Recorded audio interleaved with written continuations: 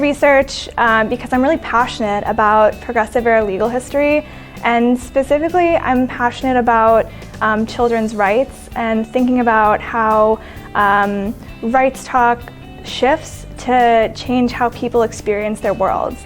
So I'm most interested in the history of incarceration and thinking about how children experience incarceration and what that says about policy. My dissertation is exploring how children experience incarceration, but more broadly how they experience progressive policy that criminalized, that I'm arguing criminalized their worlds basically, and how they moved and how they interacted with community institutions.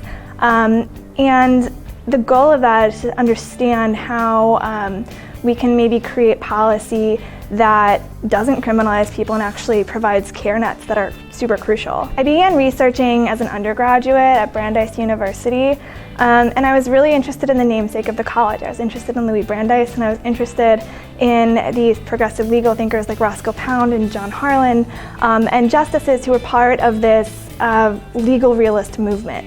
And the legal realist movement basically said, let's step back for a second and think about how law actually impacts people, and how people are fundamentally on unequal footing from their employers. And let's make law that takes that into account so that we can better address people's needs and take better care of them, essentially. I'm not sure that the legal realist movement was able to uphold all of those fantastic goals, but I was really struck by that, which also sort of inspired the questions that my dissertation is asking. So I am interested in narrative history.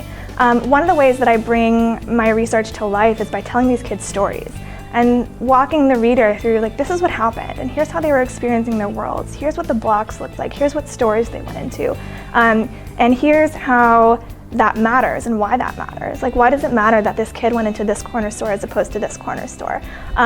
Or that they were hanging out with this group of kids instead of this group of kids, right? And sort of deconstructing that and making that come to life for the audience is really important, because a lot of this is about agency and thinking about how we can reclaim agency for people who died 50 to 100 years ago. I really hope that my research provides pathways forward to think about how to adequately provide families and children who need services, how to give them those services without attaching like really harmful contingencies to them, and how to provide, how states can provide social safety nets for families that don't include incarceration, that don't include criminalization, and that actually provide them with what they need from their own perspectives as well. Not sort of the state-imposed understanding of what they need, but how to work with families to actually give them what they need to, not only succeed, but to thrive.